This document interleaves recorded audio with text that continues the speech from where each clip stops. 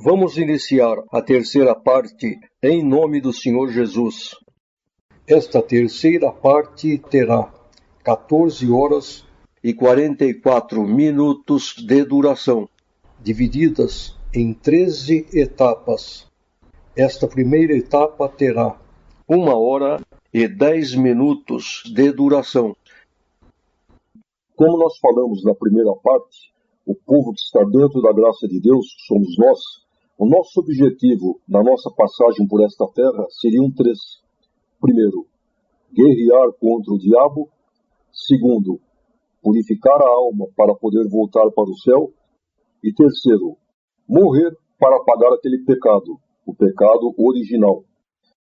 E nós falamos também que isto só seria possível dentro da graça de Deus. Então agora o assunto da terceira parte é a graça de Deus, porém visto com profundidade. A partir de agora os irmãos irão conhecer toda a largura, o comprimento e a profundidade que tem a obra de Deus. Então, irmãos, nós teremos que estar preparados, pois a partir de agora nós passaremos a enxergar coisas as quais antes nós não víamos. Nós iremos falar sobre 7 assuntos diferentes. Primeiro, nós iremos dar uma panorâmica sobre o que é a graça de Deus.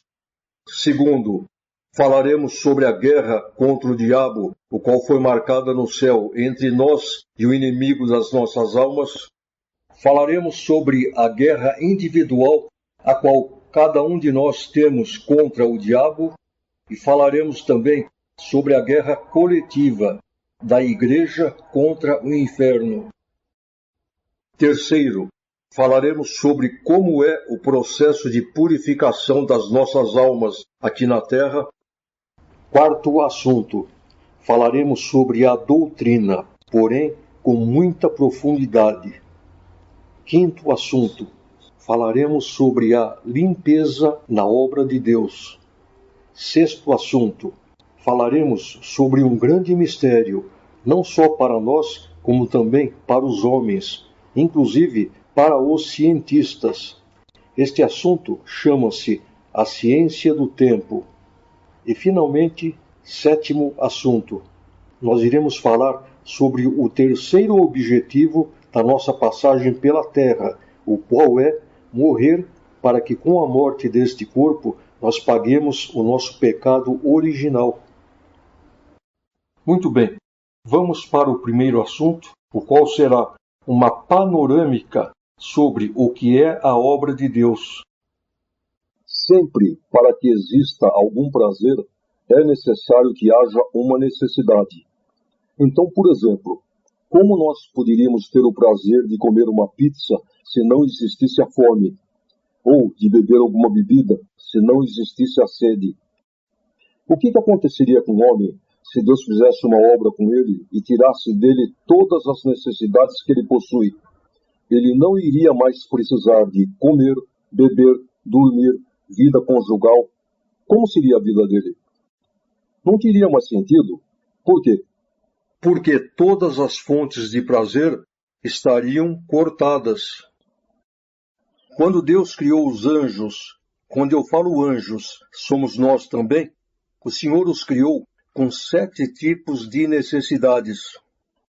Por que 7? Os irmãos sabem que na Bíblia existe um mistério dos 7. E quando nós chegarmos na quinta parte, nós iremos falar profundamente sobre isso. Mas, nessas alturas, quando Deus criou os anjos, ainda não existia esse mistério. Calhou de ser 7, poderia ter sido 6 ou 8. E quais são essas necessidades que Deus colocou na alma dos anjos? Primeira necessidade, sentir Deus. Os irmãos podem ver que a criatura ela pode ter tudo na vida, mas se ela não tiver Deus, ela tem um vazio dentro dela, e ela não é feliz. Segunda necessidade, paz. Se a pessoa tiver tudo na vida e não tiver paz, não adianta. Terceira necessidade, amor. Amar e ser amado. Se não tiver isso, também não adianta. A pessoa não é feliz. Quarta necessidade, alegria.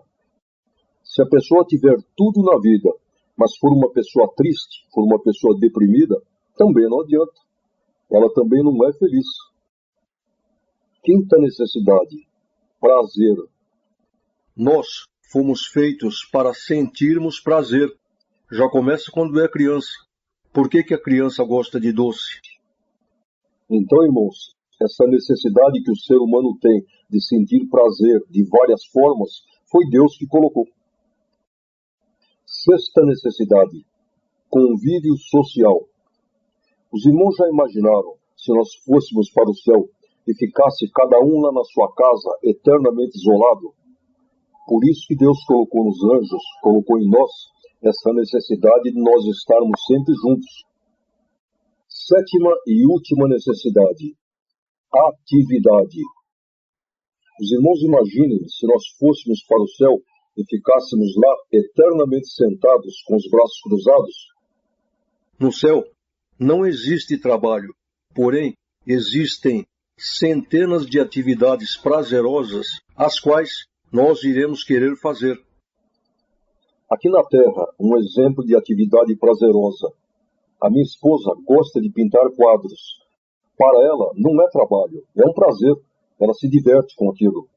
Então, este tipo de atividade tem no céu. Pegamos, por exemplo, esses compositores de música sertaneja. A música é um dom natural que vem na alma da pessoa. Se eles são compositores aqui, é porque no céu eles já foram compositores. Só que eles perverteram o dom. Os irmãos já viram aquelas pessoas que ficam na praça pública desenhando? Então eles olham para uma outra pessoa e desenham certinho, com perfeição. Isto é um dom natural que vem na alma da pessoa. Então, irmãos, no céu existem centenas dessas atividades que os anjos têm prazer em fazer. Muito bem. Então o Senhor Deus colocou na alma dos anjos esses 7 tipos de necessidades. Quando Satanás aprontou tudo o que ele fez no céu, ele enxertou na alma daqueles que deram ouvidos a ele a 8ª necessidade, que é o orgulho próprio, a vaidade. Não foi Deus que criou o orgulho próprio, e nós já iremos mostrar na Bíblia agora. Leitura número 70. Romanos 8, verso 20. Porque a criação ficou sujeita à vaidade, não por sua vontade, mas por causa daquele que a sujeitou. Os irmãos já ouviram falar de um câncer que está na perna da pessoa, vira uma ferida, e aí a pessoa precisa colocar carne em cima da ferida, ou carne de frango, ou carne de boi. Por quê? Porque fazendo assim, o câncer passa a comer aquela carne e deixa a perna em paz. Agora, se a pessoa não colocar nada sobre a ferida, aí o câncer passará a destruir a sua perna. A pessoa não aguentará a dor. Este orgulho próprio, esta vaidade que o diabo enxertou na alma daqueles que deram ouvidos a ele, também é um câncer espiritual, que precisa ser alimentado. Se ele for alimentado, tudo bem. Agora, se ele não for alimentado, ele passa a destruir a alma da pessoa. E qual é o alimento que esse câncer quer? Qual é o alimento que a vaidade quer? É grandeza, é se sentir importante. Muitos querem se sentir importantes através do dinheiro, status. Outros já não ligam para dinheiro, eles querem ser importantes no esporte. Na congregação, muitos querem ter ministério para quê? Para alimentar a sua vaidade, para se sentir importante. O joio, ele também quer dom, mas é para servir a Deus? Não, é para aparecer, para alimentar a sua vaidade. Então, irmãos, nasce 2 nenês. Um vai ser jogador de futebol e o outro vai ser peão de fábrica. Aquele que vai ser jogador de futebol, ele vai ter dinheiro, vai ter fama, vai ser badalado. Ele vai alimentar a sua vaidade. E sendo assim, esse câncer que é a vaidade, vai deixar ele em paz. Agora, o peão de fábrica não. Por quê? Pobre, não tem dinheiro, não irá conseguir alimentar a sua vaidade. Então esse câncer passará a destruir a sua alma. Por quê? Inveja, rancores, maus sentimentos, frustrações. Então agora, vamos imaginar dois músicos na congregação. Vamos dizer que os dois toquem pistão. Vamos então chegar para um e falar assim para ele: rapaz, como você toca bem. O som do teu instrumento é maravilhoso. A Irmandade está encantada com o som do teu instrumento. Você é o melhor músico que tem aqui. Se ele acreditar e gostar, o que vai acontecer? Ele irá se inchar. No próximo culto, ele vai começar a fazer pose para tocar, vai tocar mais alto que todo mundo, vai passar a achar que todos são inferiores a ele. Agora então, vamos chegar no segundo músico com as mesmas palavras. Mas, se de repente ele falar assim: epa, peraí, mas eu não posso me inchar, o dom é de Deus, e não aceitar, o que irá acontecer? Aquelas palavras irão até manchar ele, mas nada parecido com o outro. Por quê? Porque ele não aceitou. Então, se nós formos comparar o grau de vaidade dos dois, numa escala de 0 a 100, o primeiro ficou lá em 90, 100. O segundo ficou lá com 10, 12, 15. Quer dizer, manchou, mas nada comparável ao outro. Por quê? Porque ele não aceitou. Então, irmãos, olhem o que aconteceu no céu. Todos aqueles que traíram a Deus e gostaram da bajulação do diabo, o grau de vaidade ficou muito elevado. E ao contrário, todos aqueles que foram fiéis a Deus, que não aceitaram a bajulação do diabo, manchou também, mas nada comparável aos outros. Se nós medirmos o grau de vaidade dos traidores nessa escala de 0 a 100, eles vão estar lá em cima, 90, 100. Agora, os que foram fiéis, manchou também, mas na escala vão estar com 10, 15, 20, 25 no máximo. Por quê? Porque não aceitaram. Então, já começa por aqui. Dentro da congregação tem o trigo e tem o joio. Qual é a diferença que tem entre eles? O trigo, ele é sincero e tem um grau de vaidade baixo. E o joio, ele é falso e o grau de vaidade dele é lá em cima. Está dando para entender o porquê, não é verdade?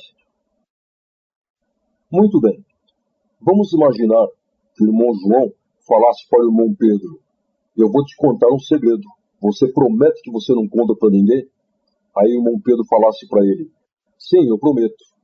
Mas você dá a tua palavra que você não vai contar para ninguém? Sim, eu dou. Aí então o irmão João confiaria e contaria esse segredo para ele. Passaram-se uns dias. O irmão João soube que ele andou espalhando por aí. Como os irmãos acham que o irmão João iria ficar? Certamente, ele irá ficar bravo. É natural. Irá chamar o irmão Pedro de traidor. Mas o que aconteceria se o irmão Pedro voltasse na casa do irmão João, chorando e de joelhos pedisse perdão? O irmão João teria que perdoar? Lógico que teria. Fazer o quê, né? Agora, se realmente o irmão João perdoar, ele vai ter que colocar uma pedra em cima disso, não vai? Se ele realmente perdoou, ele não vai continuar chamando o irmão Pedro de traidor, está certo? Então, irmãos, olhe o que aconteceu no céu. Uma parte do joio se arrependeu e foi sincera com Deus. Chegaram para o Senhor e falaram assim: Senhor, realmente nós te traímos no coração, mas perdoa-nós, tem misericórdia de nós. E Deus, que é bom, o que ele fez? Tá bom, então eu vou dar uma nova chance para vocês. Então, irmãos, se Deus perdoou, não vamos continuar chamando eles de joio. Vamos chamar de trigo problemático. Tá bom assim? E aí então, acabou ficando dentro da congregação 3 tipos de espíritos. O trigo problemático e o joio. Qual é a diferença que tem entre eles? O trigo, ele é sincero e tem um grau de vaidade baixo. O trigo problemático, ele é sincero também, só que a vaidade dele já é alta.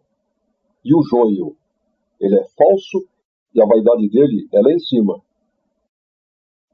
Então agora, os irmãos vejam o que acontece com esse trigo problemático. Vamos imaginar um médico que vai abrir um paciente que está com câncer. Tem casos em que ele abre e fala: opa, tá bem no comecinho, tranquilo. Vamos dizer que nós perguntássemos para ele: mas doutor, quais são as chances dele? Ele certamente irá dizer: não, 100%, está no comecinho. Agora, tem casos em que o médico abre e fala assim: não sei não. Mas doutor, quais são as chances dele? 40, 50%. Mas vamos fazer de tudo para salvar. E tem casos que o médico abre e fala assim: não tem jeito. Mas doutor, quais são as chances dele? Não tem jeito, não tem chance. Tem que fechar e acabou. Então, irmãos, olhem o que acontece com este trigo problemático. O orgulho próprio, até um certo ponto, até um certo nível, dá para Deus recuperar. Agora, passou desse nível, já não dá mais. Por quê? Porque condição número 1 para que a gente possa retornar para o céu: amar a Deus sobre todas as coisas. E o orgulho próprio, quando ele passa de um certo nível, ele passa a ser mais importante do que Deus. Então, por exemplo, se Deus precisar pegar essa pessoa e colocá-la em uma prova de humilhação, por exemplo, uma prova material, ela irá dizer assim: o quê? Eu ficar humilhada perante meus amigos, perante meus parentes? Prefiro ir para o inferno. E sendo assim, irmãos, passou a existir dentro da graça de Deus 4 tipos de espíritos, que é o que tem. O trigo problemático recuperável, aquele que Deus vai tentar salvar. O trigo problemático irrecuperável, que não tem o que fazer. E o joio. Qual é a diferença que tem entre os 4? O trigo, ele é sincero e tem um grau de vaidade baixo. O trigo problemático recuperável, ele é sincero, mas a vaidade dele já é meia alta. O trigo problemático irrecuperável, ele é sincero também, só que a vaidade dele é lá em cima, 90, 100 na escala. E o joio, ele é falso e é a mesma coisa, a vaidade é lá em cima. Agora, irmãos, não vamos confundir orgulho próprio ou vaidade com autoestima. Não tem nada a ver. O Senhor Jesus deu um mandamento dizendo: amarás a Deus sobre todas as coisas e ao teu próximo como a ti mesmo. Agora, como que nós iremos amar o nosso próximo se nós não nos amamos a nós mesmos? Então agora, irmãos, vamos falar como que Deus lida com esses 4 tipos de espíritos, primeiro com relação à salvação e depois com relação aos dons. E é aí que as nossas mentes irão se abrir. Por quê? Porque nós passaremos a enxergar coisas as quais antes nós não víamos. Inclusive, nós teremos que estar preparados, porque a partir de agora nós passaremos a enxergar quem é trigo, quem é joio. Muito bem, vamos então começar falando como que o Senhor Deus lida com esses 4 tipos de espíritos com relação à salvação. E vamos começar então pelo trigo. Nós, o trigo que está dentro da graça de Deus, nós viemos do céu com 2 tipos de problemas. Primeiro, a vaidade. Não é muita, mas tem. E como que o Senhor faz para eliminar de nós essa vaidade, o orgulho próprio? Porque nós não poderemos retornar para o céu com nenhum grau de vaidade. Ela terá que estar zerada. Os irmãos imaginem um pai que fale para o filho assim: não vai no mato descalço que tem espinho. Aí o moleque pega, vai no mato descalço e espeta um espinho no pé. O pai, por mais que ele ame o filho, e por mais que ele não queira ver o filho sofrer, ele será obrigado a pegar uma agulha e tirar aquele espinho, não é verdade? O que ele vai fazer é tomar o máximo de cuidado possível para que o filho sofra o menos possível. Mas não tem jeito, vai ter que usar a agulha e tirar o espinho. Então, irmãos, para que o Senhor possa tirar de nós esta vaidade, o orgulho próprio, até eliminá-la definitivamente, é somente através de processos de humilhação, provas de humilhação. Não tem jeito. o orgulho próprio, isto que o ser humano tem como precioso, não passa de um câncer espiritual que pode matar a alma e levar para o inferno. E câncer dói. Eu não posso tocar na ferida do meu irmão e nem ele tocar na minha. Só o Senhor tem poder de fazer isso. E o Senhor, Ele não tem prazer de ver nós sofrermos. Os irmãos imaginem uma pessoa que sofre um acidente automobilístico e fique toda retalhada. Vai necessitar fazer uma porção de cirurgias plásticas. O médico não irá fazer todas de uma vez. Ela não aguenta. Então como que ele faz? Ele faz uma, deixa a pessoa recuperar, depois faz a outra, e assim vai. Então, é isso que o Senhor faz. Quando Deus fala assim, eu tenho um plano na tua vida, muita gente imagina que é ministério, mas não é. Quando Deus diz que tem um plano na nossa vida, significa um plano de salvação. E nesse plano já estão embutidos todos os processos que nós iremos passar até o final da nossa vida. São processos que o Senhor, com muito cuidado, faz com que nós vamos passando e, paulatinamente, Ele vai zerando essa nossa vaidade. E existem muitas formas do Senhor fazer isso. Por exemplo, prova material, prova no ministério, calúnia, até enfermidades. Eu conheci um irmão que quase sempre estava desempregado, e quando arrumava emprego, ele ganhava pouco, e a esposa dele, Deus abençoava, ganhava dinheiro. Não é uma forma de Deus provar? Não tem jeito, não tem outra maneira.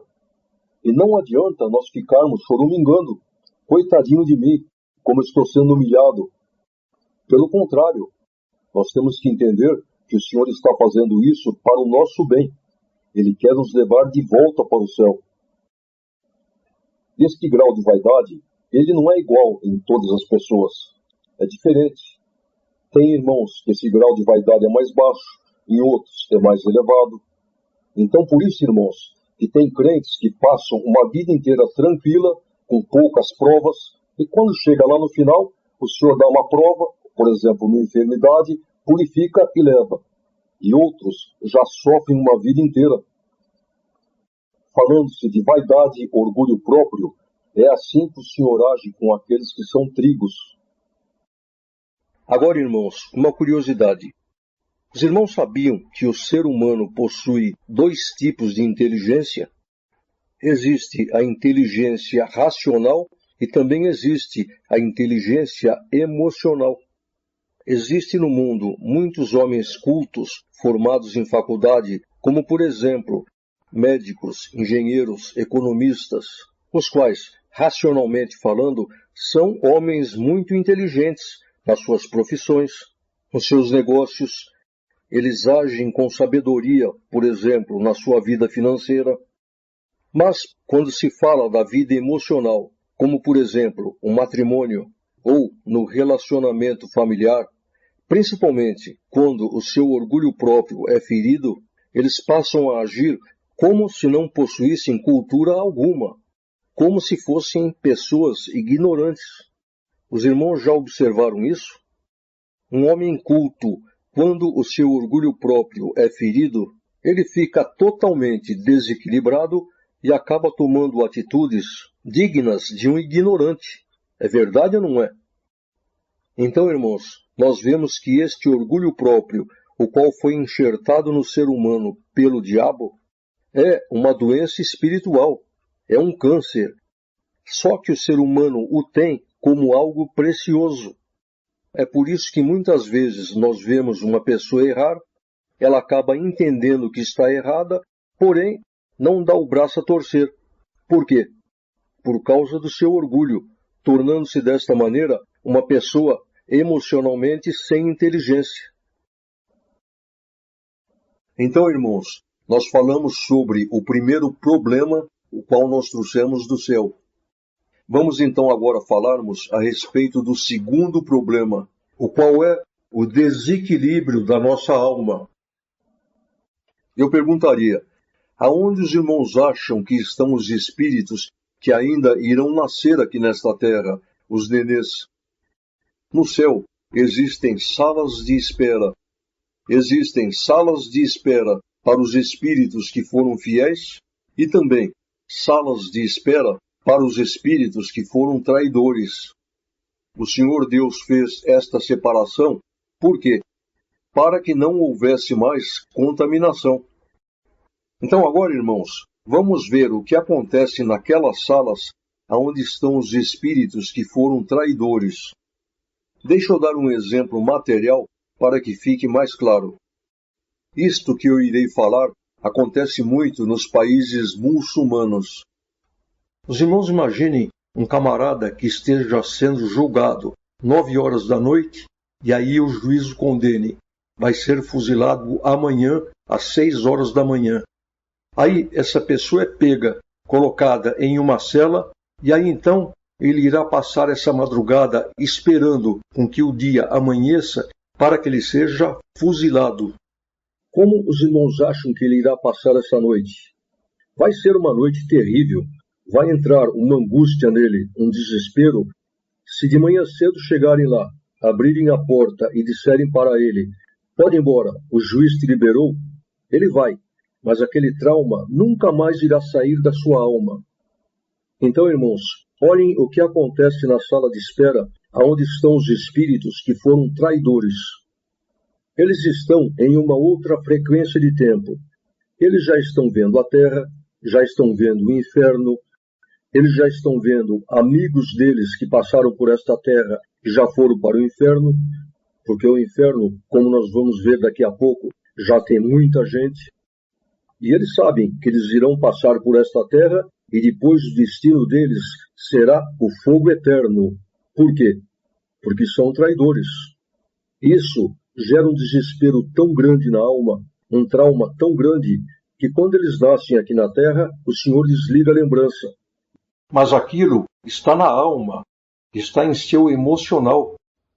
Então, por que, por exemplo, que um rapaz de 18 anos, filho de família rica, tem dinheiro, tem carro, tem tudo, e já é revoltado, se joga nas drogas? Essa insegurança que as criaturas têm, esse desequilíbrio emocional. Muitos têm um ódio de Deus que eles nem sabem o porquê. Os psicólogos tentam buscar a origem disso na infância, mas não é. Isso está na alma, vem do céu. E agora, na sala de espera, onde estão os espíritos que foram fiéis, aonde nós estávamos, nada nem parecido, porque afinal de contas, nós sabíamos que nós fomos fiéis a Deus e que aqui na terra nós teríamos a proteção de Deus. Mas não deixou de que fosse gerado um medo em nós. Dando uma pausa, deixa eu dar um exemplo material. Os irmãos imaginem um irmão que é lojista e um dia ele esteja em sua loja, tranquilo, de repente entra um cidadão de terno, tire uma carteirinha e mostre. Receita Federal, a partir de amanhã a sua loja será fiscalizada. O que vai acontecer? Vai entrar um medo nele. E quando entra o medo, a paz vai embora. E quando a paz vai embora, aí entra a preocupação, a perturbação, a ansiedade, às vezes até a ira. Por exemplo, se o Senhor falar para nós, você vai passar por uma prova muito dura, nós não iremos ficar apreensivos, preocupados? Mas é lógico que iremos. Então, irmãos, foi isso que aconteceu conosco no céu. Apesar de a gente saber que nós teríamos a proteção de Deus aqui na terra, não deixou de entrar o medo em nós. Por quê? Porque nós já sabíamos as guerras que nós teríamos que enfrentar contra o inferno. Nós sabíamos que as nossas memórias seriam desligadas e que nós não iríamos nos lembrar do céu. Nós já estávamos vendo a terra, vendo o inferno. E se desse alguma coisa errada? E esse medo, irmãos, desequilibrou a nossa alma e nós perdemos a caridade. E sendo assim, este é o segundo problema que nós trouxemos do céu, o desequilíbrio da alma. Muita gente confunde talentos com frutos que nós temos que produzir. Talentos são ferramentas as quais o Senhor nos dá para que nós possamos trabalhar na obra. Então, por exemplo, Para um, ele dá o dom de oração, para o outro, o dom de evangelizar, para o outro, o dom da profecia. Agora, frutos, não. Frutos é uma coisa que nós temos que produzir. Que a caridade é um conjunto de frutos. É como, por exemplo, uma fruteira que está em cima da mesa. Ali tem pera, maçã, pêssego, uva, figo. E a caridade, então, é um conjunto de frutos, o qual no montante vem a ser pureza de sentimentos. E é isso o que nós perdemos no céu, e é isso o que nós teremos que recuperar aqui nesta terra. Então vamos criar um exemplo. Os irmãos imaginem que existe uma criatura no mundo, o qual é um trigo, e o plano do Senhor é o seguinte: chamaram na sua graça, para quê? Para fazer uma obra de restauração na sua alma e levá-lo novamente para o céu. Então, o Senhor o chama na graça, mas aí tem um porém. Antes que o Senhor comece essa obra de restauração na sua alma, é necessário que o Senhor faça uma coisa, que coloque a fé dentro dele, porque sem a fé não dá para Deus começar esta obra de restauração. Então, o que o Senhor faz? Ele é novinho na graça, então o Senhor o coloca em uma situação difícil, ele vai congregar, e aí o Senhor fala com ele pela palavra. Você está assim e assim, eu vou fazer. Aí então ele diz, puxa, a palavra falou comigo, será que Deus vai fazer? Aí o Senhor cumpre a palavra e faz o que ele prometeu. Aí então ele vai dizer, puxa, a palavra cumpriu. E aí o que Deus faz? Coloca ele novamente em uma outra situação difícil, ele vai na igreja, o Senhor fala com ele e cumpre. O que aconteceu? Ele passou a crer na palavra, entrou a fé dentro dele. Então agora sim, agora dá para Deus iniciar a obra de restauração na sua alma. Agora então, ele irá passar para um segundo nível, um segundo estágio da graça de Deus. Diz na palavra, a prova da fé gera a paciência. Então o que o Senhor faz? O Senhor coloca ele em uma outra prova material, por exemplo, um desemprego. Aí então ele vai na igreja e o Senhor fala com ele pela palavra. Você está nesta situação? A porta do emprego se fechou? Mas fique em paz. Eu vou fazer uma obra na tua vida e vou te abrir uma porta e vou te abençoar muito. E ele crê. Ele crê porque ele tem a fé dentro dele. Só que ele está achando que vai ser a semana que vem. Quando chega a semana que vem, não acontece nada, ele entra em desespero. Volta na igreja e o Senhor fala com ele. Vou fazer. Ele sai da igreja confiante.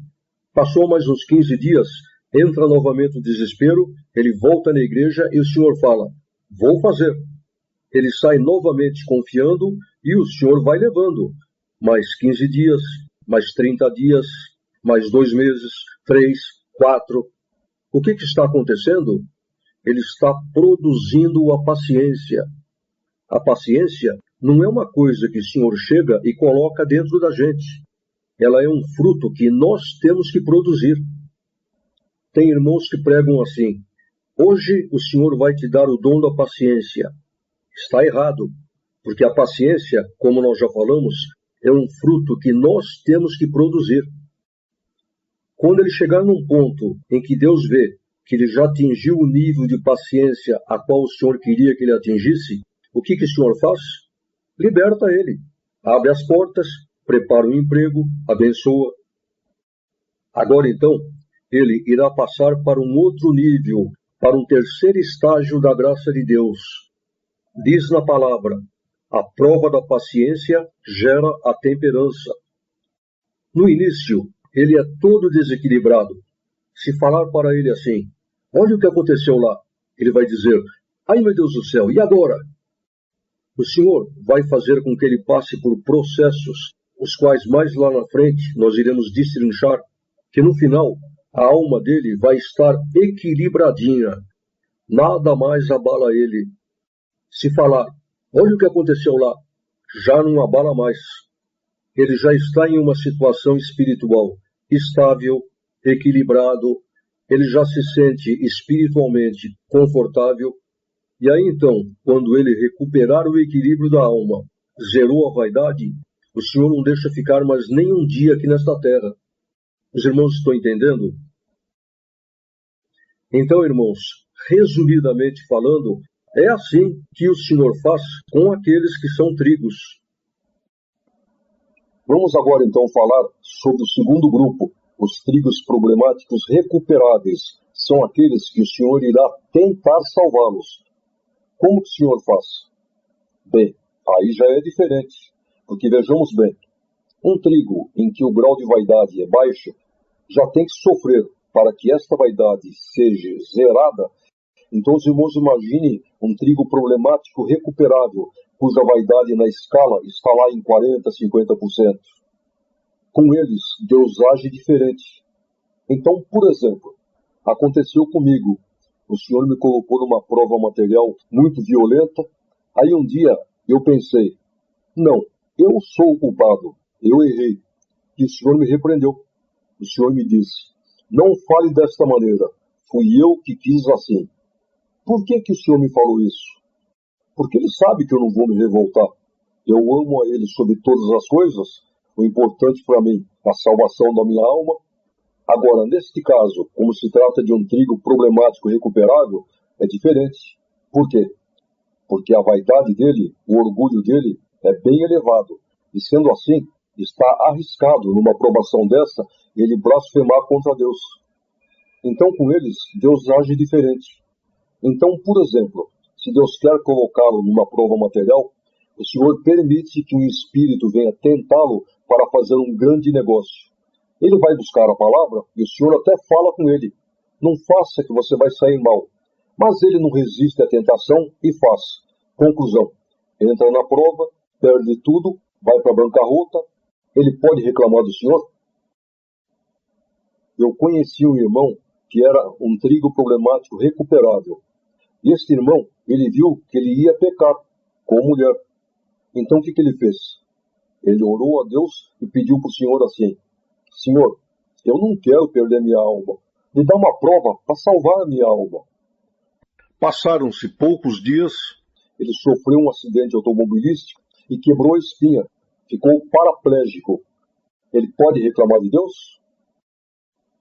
Então, irmãos, quando o Senhor quer prová-los, é assim que ele age. São processos duros, diferente do trigo, que não tem essa necessidade. Só que agora vai um mistério para os irmãos. Os irmãos sabem como é que Deus purifica a maior parte deles? Em coma. Os irmãos sabem aquela coma que a pessoa entra e não volta mais e acaba morrendo? Então, o Senhor mostrou que sempre que acontece isso, a pessoa, o espírito, ele sai do corpo, ele vê o corpo dele ali e ele fica consciente. E aí, irmãos, os irmãos não imaginam o que ele irá sofrer. Por quê? Porque ele sairá do corpo, ele verá seu corpo ali na cama, ele verá os médicos, verá também a sua família quando vierem visitá-los. Só que aí o diabo irá aparecer, ele verá o inferno, e aí então o diabo passará a atormentá-lo, passará a mostrar e a acusá-lo de todos os erros que ele cometeu em sua vida. E dirá, olha aí, o teu corpo está morrendo, e não tem jeito, você irá para o fogo eterno. Aí, irmãos, ele, em desespero, começa a clamar a Deus e o Senhor se esconde dele. Ele se sentirá sozinho nesse tormento. Então, irmãos, é um sofrimento tão grande que se o Senhor fizesse com que ele passasse por isso em vida, certamente ele não iria aguentar, iria blasfemar, e outra, iria judiar muito da família. E sendo assim, em coma, o Senhor deixará ele nesse sofrimento o tempo que for necessário. Nessas condições, o Senhor o purifica. Quando chegar um ponto em que Deus vê que ele está purificado, então o Senhor envia um anjo, o qual virá conversar com ele e lhe anunciar que ele está salvo. E isso, irmãos, é bíblico. Leitura número 71. Jó 33, verso 19 ao 30. Também na sua cama é com dores castigado, e com incessante contenda dos seus ossos, de modo que a sua vida abomina até o pão, e a sua alma a comida apetecível. Desaparece a sua carne a olhos vistos, e os seus ossos que não se viam, agora aparecem, e a sua alma se vai chegando à cova, e a sua vida ao que traz a morte. Se com ele, pois, houver um mensageiro, um entre milhares, para declarar ao homem a sua retidão, então terá misericórdia dele e lhe dirá: livra-o, para que não desça a cova. Já achei resgate.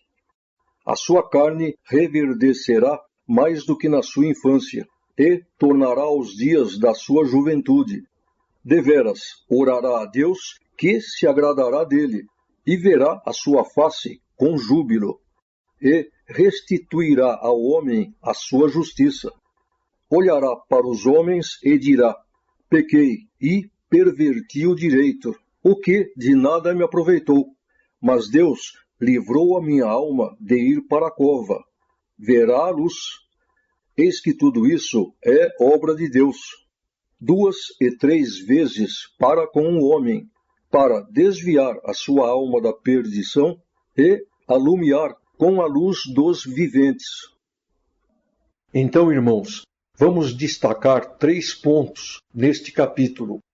Primeiro, no verso 23 diz: se com ele, pois, houver um mensageiro, um intérprete, um entre milhares, para declarar ao homem a sua retidão. O que significa isso?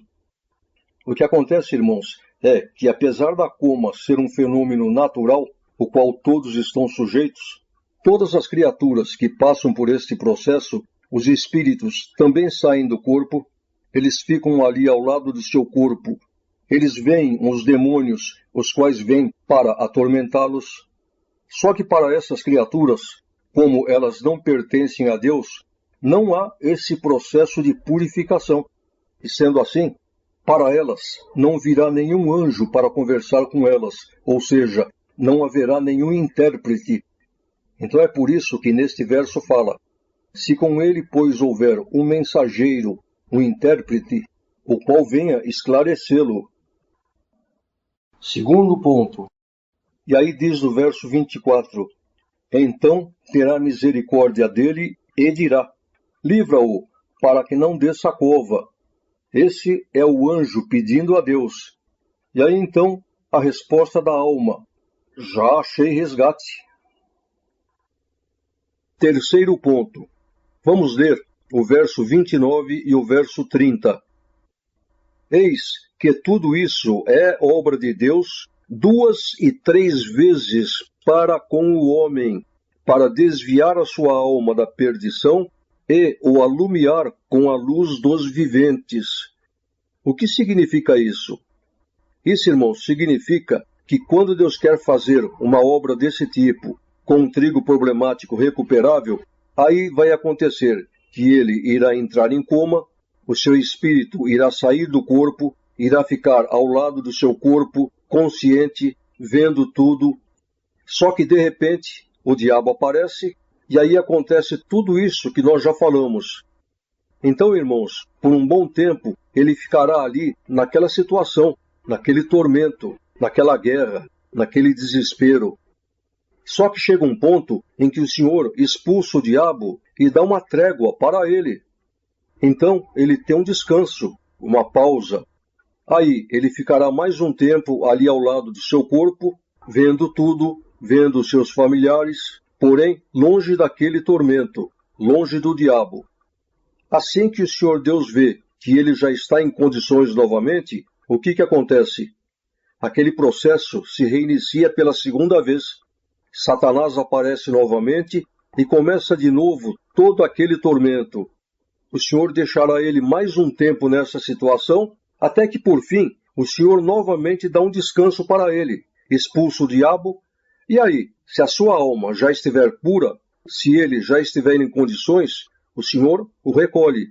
Porém, se ainda o processo não está completo, ele terá um descanso, mas voltará a entrar nesse tormento pela terceira vez. E aí sim, o Senhor completa a sua obra de purificação. Então, irmãos, é por isso que está escrito aqui: eis que tudo isso é obra de Deus 2 e 3 vezes para com o homem. Está claro? Tiveram irmãos que me perguntaram: irmão, e quando uma criança entra em coma e depois volta? E aí, neste caso, ela irá se lembrar do que aconteceu enquanto ela estava em coma? Vejamos bem, irmãos. Quando uma criança ou mesmo um adulto que não pertence ao grupo dos trigos problemáticos recuperáveis entram em coma, neste caso, o Senhor não fará com eles aquela obra a qual ele faz com os trigos problemáticos recuperáveis. Se acontecer de algum deles voltar da coma, eles não se lembrarão de nada. Mas por quê? Porque, apesar do fato de que quando eles estavam em coma, os seus espíritos estavam fora do corpo, vendo tudo, porém, tudo aquilo que eles viram não ficou registrado em seus cérebros. Somente ficou registrado em suas memórias espirituais. E aí acontece que quando eles retornarem ao corpo, o Senhor desliga a memória espiritual, consequentemente, eles não se lembrarão de nada. Eu tinha um motorista, um irmão, que se chamava Isaías, que também era um trigo problemático recuperável. Então os irmãos olhem o que aconteceu com ele. Quando ele era moço, ele sofreu um acidente e perdeu 2 dedos da mão direita. Isto já feriu o orgulho dele. E aí então, quando ele estava com 50 e poucos anos, vamos dizer assim, a vida conjugal dele acabou por causa dele. E isto feriu o seu orgulho. E para completar, um dos filhos dele, que era batizado e músico, pecou e se jogou nas drogas. Esse irmão Isaías se revoltou, parou de congregar e se jogou na bebida. Bebia de chegar em casa cambaleando. O ancião da sua igreja foi visitá-lo, ele não deixou com que ele entrasse na casa dele. Foi o grupo da visita e ele expulsou todo mundo. E aí um dia, o Senhor me tocou no coração de chamá-lo para conversar com ele. Eu não gosto de contar esse caso porque aconteceu comigo. Eu só estou esperando que o Senhor me dê outro exemplo para que eu pare de contar esse. Mas os irmãos irão entender que toda a glória pertence a Deus. E aí então, eu mandei um recado para ele e ele achou que era serviço, porque ele era motorista, e caiu direitinho. Veio na minha casa, aí então eu levei ele para a sala e Deus deu de começar a conversar com ele. Isaías, você está sabendo que por este caminho que você entrou, você vai para o inferno. Você está sabendo, né? E você sabe o que é o inferno? Então, irmãos, o Senhor deu de pegar pesado com ele. Conclusão: ele saiu da minha casa com os olhos arregalados, foi até o bar e se embebedou de novo. Saiu do bar cambaleando, foi para sua casa, deitou-se e dormiu. Diz ele que depois que passou o pileque, aquelas palavras começaram a martelar na cabeça dele. Martelar, martelar, martelar, até que ele chegou à conclusão que ele não queria ir para o inferno. E sendo assim, ele voltou a congregar. Só que aí, ele se mudou para uma cidade do interior de São Paulo, e aí aconteceu uma coisa. Satanás ficava 24 horas por dia ao seu lado, o acusando. E o que você fez não tem mais salvação. Já era. Pode parar de ir na igreja. E ficava dia e noite o atormentando. Um dia ele foi congregar e nesse dia Deus falou pela palavra até o nome dele. O ancião que pregou depois me contou. Ele não sabia de nada e o Senhor falou assim na palavra: Isaías, eu te perdoo e vou fazer uma obra de salvação com você. Os irmãos falaram que naquele dia ele saiu da igreja pulando de alegria. Passaram-se poucos dias e ele teve um derrame. Ficou 30 dias em coma e aí o Senhor o recolheu. Eu fui em seu funeral e pela palavra o Senhor falou comigo que ele estava salvo. Então, irmãos, todos aqueles que os irmãos souberem que ficaram em coma antes de morrer, pode ser cooperador, diácono ou ancião, é porque é um trigo problemático recuperável, o qual Deus salvou em coma. Tem um cooperador aqui na nossa região que ele sofre de leucemia. No outro dia, ele foi internado e ficou 30 dias em coma. Quando ele voltou da coma, meu filho foi visitá-lo, e aí então ele disse para o meu filho: você não queira saber o que eu sofri aqui. Quando eu entrei em coma, eu saí do meu corpo, eu via minha família, via os irmãos que vinham me visitar. Só que aí, o diabo apareceu. Eu sabia que Deus estava comigo, mas você não queira imaginar o que eu sofri. Eu não desejo isso nem para o meu pior inimigo. Os irmãos estão entendendo? Só que este, irmãos, é um caso especial. Por quê?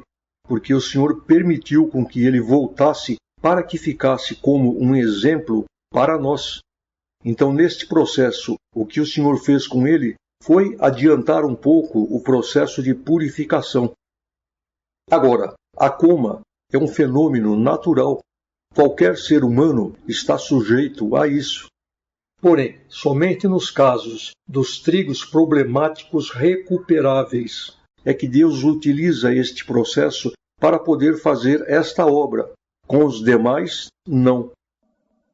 E também, irmãos, acontecem muitos casos em que Deus permite com que um que seja trigo ou até uma criança entre em coma.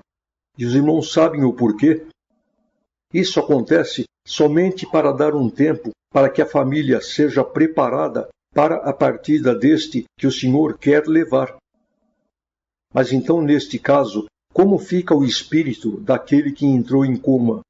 Ele sai do corpo, fica no quarto, só que rodeado pelos anjos, já com a memória espiritual ligada, conversando com os anjos, numa alegria tal que, por exemplo, se ele sentisse esta alegria quando ele estava dentro do corpo, o seu corpo não resistiria e morreria. Então agora vamos falar do terceiro grupo, dos trigos problemáticos irrecuperáveis. Como que Deus faz? Simplesmente não faz. Não tem o que fazer. E com o joio? Menos ainda. Aliás, o joio, ele se mata sozinho, ele se suicida. Se os irmãos pegarem o Salmo 15, o verdadeiro cidadão do céu, só este salmo condenará a maior parte do joio naquele dia, porque eles não conseguem se enquadrar dentro disso. E mais, os irmãos irão ver joio, pessoas destrambelhadas, levantarem nos microfones para testemunhar e agradecerem a Deus que receberam milagres. Deus faz mesmo. Por quê? Porque o joio é tão falso que se Deus não fizer nada para ele, naquele dia ele vai dizer assim: também para mim, tu nunca fizestes nada? Então, irmãos, Deus faz para que não tenham mais desculpas. Os irmãos sabem que o joio que está no nosso meio, ele é pior do que as criaturas que estão no mundo? Por quê? Porque a criatura, ela é sincera, ela é contra e admite que é contra. Agora, o joio não. Os joios são traidores não declarados, são falsos. Então, irmãos, é muito mais fácil nós sermos enganados ou tomarmos um calote de um joio do que uma criatura que está no mundo. Muito bem, nós já falamos de maneira resumida como que Deus lida com esses 4 tipos de espíritos com relação à salvação. Agora então, nós iremos falar como que Deus lida com eles com relação a dons. E é aí que a nossa mente irá se abrir. Vejamos bem, os 4 estão dentro da graça e os 4 possuem o mesmo direito. Vamos dizer que Deus tem um dom muito excelente para distribuir. Por exemplo, um dom de profecia maravilhoso. Vamos então ver como é que o Senhor age com cada um desses grupos. Vamos falar primeiramente sobre o trigo. Os irmãos sabiam que roubar a glória de Deus é pecado de morte? Sabiam disso? Isto não significa que se Deus der um dom desse para um trigo, que ele irá roubar a glória de Deus. Porém, se ele não estiver preparado, o que vai acontecer é que a vida dele vai virar um inferno. Por quê? Porque o Senhor começará a se usar, começará a fazer obras, e aí então o diabo irá chegar no ouvido dele e irá começar a falar: puxa, olha só como Deus está se usando, quanta obra! Quer dizer, irá colocar a alma dele em risco. Então, irmãos, para um trigo, jamais Deus dá nenhum tipo de dom sem primeiramente prepará-lo. Os irmãos já viram esses irmãos anciães ou cooperadores que têm esse dom de palavra maravilhoso? E os irmãos já viram o que eles tiveram que passar, o que já sofreram para que o Senhor pudesse prepará-los? Porque para um trigo, jamais Deus dá nenhum tipo de dom sem antes prepará-lo. Vamos dizer que numa escala de 0 a 100 de vaidade, o grau de vaidade desse para o qual o Senhor quer dar esse dom esteja em 20. Vamos dizer que Deus acha que para que ele tenha esse dom, a vaidade na escala vai ter que estar em 5. O que o Senhor faz? O Senhor irá prová-lo, irá provar, humilhar, até ele chegar no 5. Porque aí sim, aí o Senhor pode dar o dom. Por quê? Porque aí ele já tem consciência de que ele não é nada. Se o diabo vier soprar no ouvido dele, vai entrar por um ouvido e sair pelo outro. Os irmãos estão entendendo? Só que aí tem o seguinte: quando o grau de vaidade chegar no ponto em que Deus acha que está bom, o Senhor não precisa mais prová-lo. Porque aí então ele não correrá mais o risco de roubar a glória de Deus. Por quê? Porque ele já tem consciência de que ele não é nada. Toda a glória pertence a Deus. Está claro? Muito bem. Falando então agora do segundo grupo, do trigo problemático recuperável.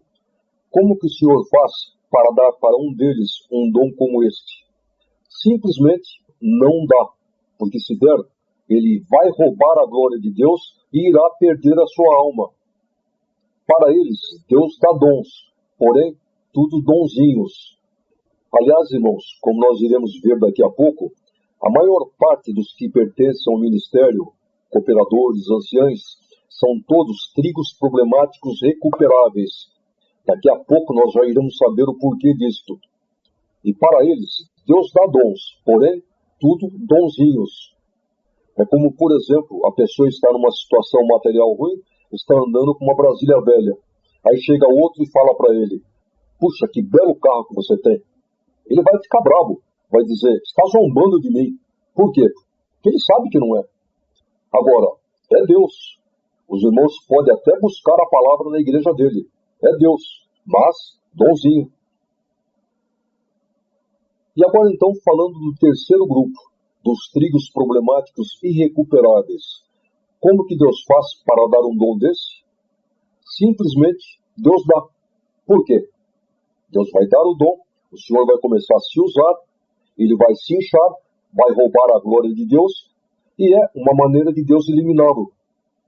Então a gente fala assim: puxa, aquele ancião, que dom maravilhoso que tinha, a igreja pegava fogo e pecou, adulterou. O pecado dele não foi o adultério. O pecado dele foi ter roubado a glória de Deus. O adultério é uma maneira de Deus eliminá-lo. Leitura número 72. Salmo 68, verso 18. Tu subistes ao alto, levando cativo o cativeiro, recebestes dons para os homens, e até para os rebeldes, para que o Senhor Deus habitasse entre eles. Os irmãos sabem que toda vez que Deus se usa de uma pessoa para fazer uma obra, quem tem que agradecer a Deus é aquele que recebeu. Aquele que Deus se usou tem que fechar a boca, ficar quieto, esquece. Outro dia, aqui na nossa comum, no Jardim Transilvânia, o Senhor mandou uma palavra falando assim: a partir de agora, Deus irá começar a fazer muitas obras de milagre. E, irmão, se um dia você estiver numa cidade e Deus se usar de você para fazer uma obra, sabe o que você tem que fazer? Nunca mais aparece lá. Deixa a glória todinha para o Senhor. Então agora eu irei passar para os irmãos uma regrinha muito simples que faça com que a gente identifique um crente em qual desses grupos que ele se enquadra. Se ele é um trigo, ou um trigo problemático recuperável, ou um trigo problemático irrecuperável, ou é um joio. Então vamos imaginar que nós estivéssemos em uma congregação e levantasse um irmão para testemunhar e começasse a testemunhar assim: Porque, irmãos, tinha uma família passando necessidade e o Senhor me mandou levar uma cesta básica lá. Eu obedeci o Senhor e fui. Cheguei lá, tinha uma pessoa enferma. O Senhor deu de fazer uma oração para aquele que estava enfermo. Aí, irmãos, eu fui chamado para ir em uma casa ao lado, casa de nossos irmãos, porque ali havia uma pessoa que estava endemoniada. Eu fui, em nome do Senhor Jesus. Chegou lá, Deus deu de expulsar aquele espírito, em nome do Senhor Jesus. Toda a glória pertence a Deus. Mas que fui, né? Aí então, quando eu voltei para minha casa, eu recebi um telefonema que aquele irmão que estava enfermo, que Deus deu de orar, o Senhor libertou. Então agora eu pergunto para os irmãos, que tipo de espírito que é esse? Em qual desses grupos que ele se encaixa? É fácil. Então nós iremos fazer a seguinte pergunta. Será que ele pode ser um trigo? Não. Trigo não rouba a glória de Deus. Então será que ele pode ser um trigo problemático recuperável? Também não. Porque se fosse, Deus não daria um dom desse. Então das duas uma. Ou ele é um trigo problemático irrecuperável, ou é um joio.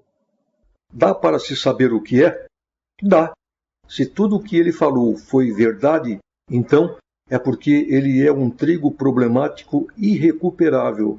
Mas por quê? Porque eles são sinceros. Agora, se tudo o que ele falou for mentira, então, neste caso, ele é um joio. Por quê? Porque joio mente mesmo. Eles não têm escrúpulo. Eles levantam para testemunhar, para contar mentiras. Mas, neste caso, de qualquer forma, ele roubou a glória de Deus. Já era. Está escrito, aquele que roubar a glória de Deus, o galardão dele é esta glória que ele está roubando. No céu, ele não entra. Um dia eu estava em uma congregação e aí levantou para testemunhar um irmão. E esse irmão, o Senhor já se usou dele para levar o evangelho praticamente no mundo inteiro. Então ele começou falando assim, porque, irmãos, antes de eu iniciar a minha missão, o Senhor perguntou para mim, você promete que não irá roubar a minha glória? Aí então eu respondi para o Senhor, Senhor, eu não nasci para roubar a tua glória. Aí eu lá no banco só pensando, ainda bem que não nasceu, hein? Eu fui, eu fiz, eu aconteci. Um dia eu estava em uma congregação, aí levantou o irmão para testemunhar, então ele contou o seguinte, irmãos, Deus me mandou levar uma cesta básica para uma família que estava necessitada, então o que eu fiz? Eu cheguei na porta da casa deles, como eu não queria aparecer, eu peguei toda a mercadoria, coloquei para o lado de dentro do muro, toquei a campainha e saí correndo. Então os irmãos vejam só, ele não queria aparecer, ele se escondeu da família e contou para a igreja. Vamos dizer que tenha um trigo e um trigo problemático irrecuperável e que Deus dê o mesmo dom para os dois. Vamos dizer que Deus mande o trigo em missão para a França e o trigo problemático irrecuperável em missão para a Alemanha. Qual é a diferença que tem? Lá, nenhuma. Do mesmo jeito que Deus vai se usar do trigo, ele vai se usar do trigo problemático irrecuperável. A diferença está aqui quando eles voltarem. Por quê? Porque o trigo, o máximo que ele irá fazer é o seguinte, ele vai levantar numa igreja e dizer assim, Irmandade, Deus preparou uma viagem para a França e a Irmandade de Paris mandou saudação. Só isso. Agora, o irrecuperável não. Este ele irá escolher a igreja, ver o dia em que a igreja está cheia, e aí sim, ele irá levantar para testemunhar. Porque, irmãos, o Senhor me mandou numa missão para a Alemanha, e chegando lá, o Senhor operou muito. Apareceu um caso de uma pessoa que estava enferma, Deus deu de orar e o Senhor fez a obra. Aí apareceu outro caso assim, o Senhor deu de falar isso, e o Senhor fez a obra. O que ele está fazendo? Ele está aparecendo no lugar do Senhor. Então os irmãos imaginem, se Deus mandasse o irmão João para a Europa e eu acompanhasse ele, e aí na volta eu começasse a levantar as congregações e começasse a testemunhar assim, porque a Irmandade, Deus preparou que eu acompanhasse o irmão João em uma missão para a Europa, e chegando lá, Deus usou muito do irmão João. Deus curou enfermos, Deus deu de irmão João fazer isso, fazer aquilo. Quanta obra! O que eu estou fazendo? Eu estou roubando a glória de Deus e dando para o irmão João. E se ele mesmo fizer isso, o que ele está fazendo? Roubando a glória de Deus. Os irmãos sabem aquelas obras grandiosas que Deus faz, obras que têm muita repercussão. O que acontece é o seguinte: o Senhor sempre tem a possibilidade de se usar de um trigo ou de um trigo problemático irrecuperável. No caso, quando o Senhor quer realizar algum tipo de obras como esta, os irmãos sabem para quem que geralmente Deus dá a preferência? Para o trigo problemático irrecuperável. Por quê? Para que ele vai colocar a alma do trigo em risco? Ele vai mandar o trigo irrecuperável lá, vai fazer a obra, e aí, consequentemente, ele irá se inchar, e é uma maneira de Deus eliminá-lo. O dom de profecia é outro exemplo. Muitas vezes Deus dá um dom desse a um trigo problemático irrecuperável, e aí o que acontece? De início, Deus começa a operar. Depois, ele se incha, rouba a glória de Deus, e aí então o Senhor se retira. Aí qualquer espírito que está pelos ares vê aquele vaso prontinho e se aproveita. A partir dali, então, passa a ser um espírito de adivinhação. Então, vem um camarada na nossa casa que não nos conhece, vamos orar e ele começa a profetizar tudo que nós estamos passando, começa a falar tudo que o Senhor falou na palavra, porque o diabo sabe de tudo. E a tática dele é a seguinte: primeiro, ele quer fazer com que a gente creia que é Deus. A partir do momento que nós estamos crendo, aí então ele coloca o veneno dele no meio. Os irmãos estão entendendo? Existem 3 tipos de profecias. Tem a de Deus, tem a da carne e tem a do diabo. A da carne é palhaçada. É como nos anos 80, quando foi inventado o forno de micro-ondas, que quase ninguém conhecia. Então eles chegavam nas casas, olhavam, não conheciam e já profetizavam. O Senhor te manda dizer: tire esse aparelho. Agora, a do diabo não. A do diabo é uma imitação. E se a pessoa não tiver discernimento, ela entra.